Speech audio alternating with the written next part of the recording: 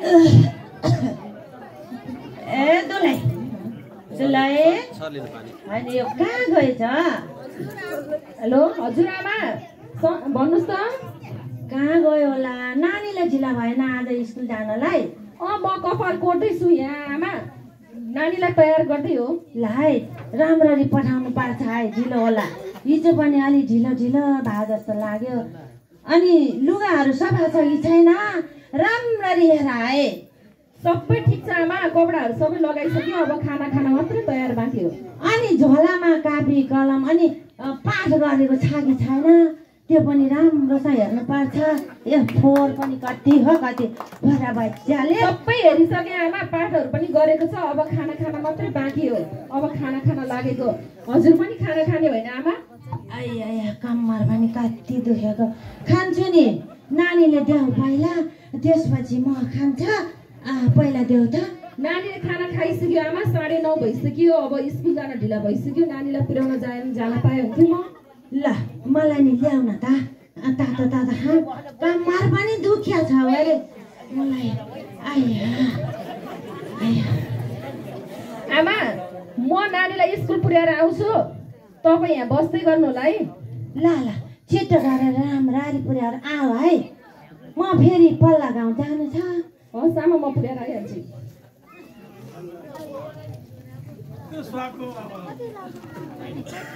आया कस्तो फर पनि भएछ। कता हो यो लौरो पनि? आमा म आइपुगेँ। ल नानी बुहारी, म पल्ला गाउँ ठुलीलाई भेट्न जान्छ है। एकछिन बोलाएको थियो। हस् आमा, चाँडै आउनुहोस् है।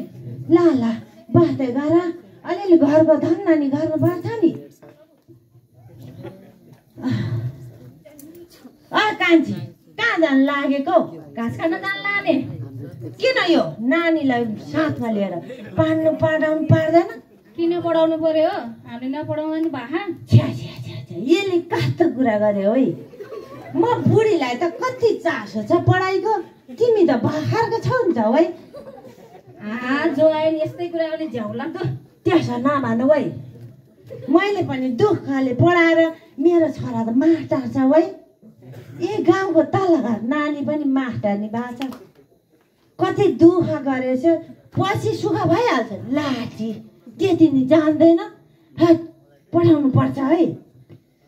पढाउने यत्तिकै भनेर हुँदैन। हेर्नु, घरमा खाने छाक छैन, बच्चाहरूलाई पढाउने किताब कापी चाहियो, झोला चाहियो, ड्रेस चाहियो। यसको बुवाले केही सहयोग गर्दैन, जहिले नि धोकै हुन्छ। मैले कसरी पढाउने?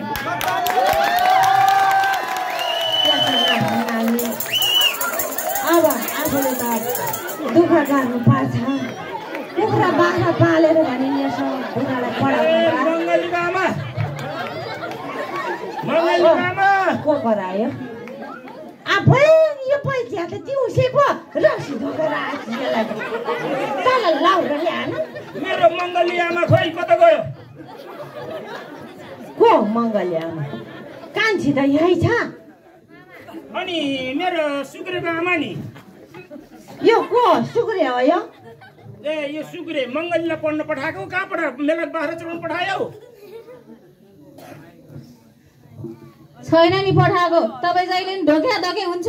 अनि कमसेकम यसले त मलाई कमसेकम काम सघाउँछ, तपाईँले सघाउनुहुन्न। धोकेर मैले के भयो? किन बच्चालाई किन पढाउने? के हुन्छ पढाएर?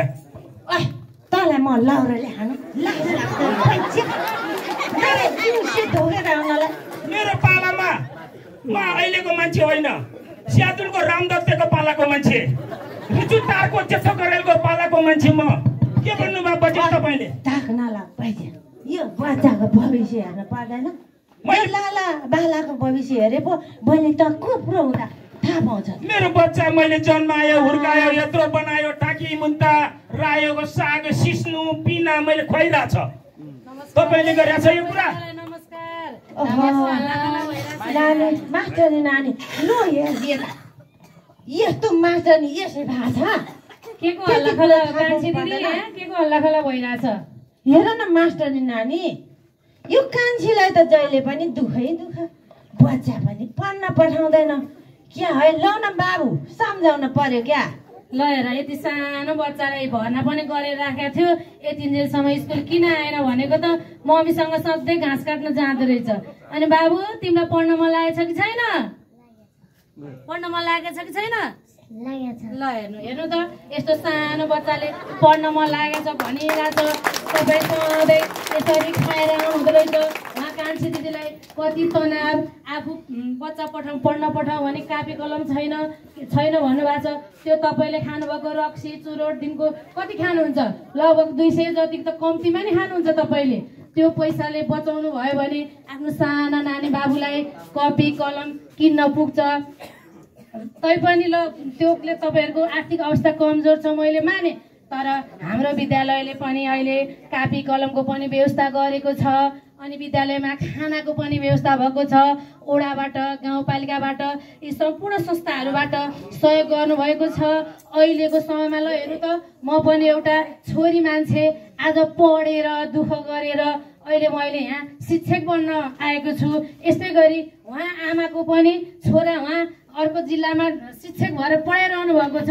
फेरि अनि अहिले छोरीले पनि यसपालि नाम निकालेर शिक्षिका मास्टरी बन्नु भएको छ। तपाईँको बच्चा पनि भोलि यस्तै बन्न सक्छ। नानी मास्टरी नानी हो नि, उहाँ मास्टरी नानी हो। स्कुलमा पढाउनुहुन्छ उहाँले? यही विद्यालयको यही बाबु पनि स्कुलमा पढाउनुहुन्छ नि। साह्रै पढे लेखे बुझिया रहेछ भाइ। त हामी अब सल्लाह गरेर तिमी पनि रौसी चुरोट खान छोड, म नि रौसी खान छोड्छु। अनि भोलिबाट नानी बाबुलाई म यो हर खर्च कटाएर लुगा कापी कलमहरू टाइममा खान बस्नको व्यवस्था गर्छु। अनि तिमीले पनि टाइममा आफ्नो बच्चालाई खाना खुवाएर अनि त्यहाँबाट नुहाइ गरेर सफा बनाएर स्कुलमा लाने काम गर है। आजबाटै म सक्रिय भएर सक्रिय अभिभावकको भूमिका गरेर बच्चालाई म पढ्न पठाउँछु, मेरो प्रतिबद्धता गर्छु। आमा तिमीले बच्चालाई एकदम राम्रो गर है भोलिबाट है। के गन्थमन्थ भइरहेछ तपाईँहरूको बिचमा? बाबु ओडा अध्यक्षमा आउनु भएको रहेछ। धेरै कालदेखि मलाई कति दैलोमा हिँडिरहने जनताको सुविधा के छ भन्दै डुल्दै आइरहेको छु। ल बाबु के छ तपाईँहरू खबर? आज त साइली बच्चा स्कुल पठाएको छैन कि त आज? ढुङ्गा खोज्दा देऊ त मैले बाबु यो दुईटा खाली ठाक साइला त्यत्तिकै छ, बोतल बोकेर हिँडेछ, साइल ढोको बोकेर हिँडेछ। म त अचम्म लागिरहेछ।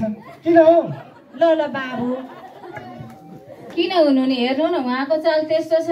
मलाई कमाइदिने मान्छे छैन, आफै खेतीपाती गर्नु नि आफै, खाना लाउनु नि आफै, बच्चा पाल्नु नि आफै छ। कति दुःख छ तपाईँहरूलाई थाहा छैन? हेर साइला, गाउँपालिका वडापालिका अहिले विभिन्न ठाउँमा भइरहेको छ। गाउँ गाउँमा शिक्षा अभियान चलाइरहेको छ गाउँपालिकाले, वडाबाट त्यही प्रचार भइरहेको छ। र बच्चाहरूलाई आफूसँग पढाउनको लागि पैसा लत्ता कपडा किन्ने पैसा भएन भने त्योबाट अड्किँदैन। गाउँपालिकाको अभियानमा लेखिएको छ, सुनेको छैन एउटा तिमीहरू दुवैजनाले। खाली रक्सी खाएर हिँड्ने कोही चाहिँ स्वाइन चाहिँ गन्थन मथन गाउँभरि डुलेर हिँड्ने, शिक्षाको कुरा मात्रै बुझेन के हो त्यो? ओहो अध्यक्षज्यू साह्रै राम्रो कुरो लिएर आउनुभयो, साह्रै राम्रो अभियान रहेछ तपाईँहरूको। मेरो बच्चालाई यही नै थियो बोल्न र हामीले नसकेको। आज कापी कलम नसकेको ठाउँमा म छु, ओडा नभए हाम्रो पालिका छ भनेर हजुरले प्रतिबद्ध यहाँ लिनुभयो। म भोलिबाट नै जाँड रौसी चुरोड सुर्ती सबै त्यागेर मेरो दुईटा मङ्गले र सन्ध्यलाई अहिले यही विद्यालयमा नजिक हाम्रो विद्यालय कहाँ छ म सबै कुरामा ध्यान पुर्याउँछु। उसको आमालाई नै जिम्मा दिन्छु अध्यक्षज्यू, हजुरले गर्नुपर्ने काम पुर्याउनु पर्छ।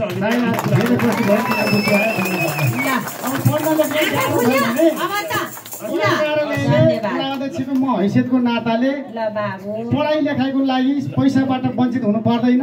मैले सक्दो प्रयास गर्नेछु र मैले नसकेमा पालिकामा अनुरोध गर्नेछु। तपाईँहरूले म विश्वस्त गराउन चाहन्छु है त। ल बाबु जय हुन्छ। मलाई धेरै इच्छा थियो बच्चाहरूलाई भोलि स्कुल पठाउनु। ल मिस भोलि विद्यार्थी आएकी यसो हेरविचार गरेर ओडातिर खबर गर्नु है।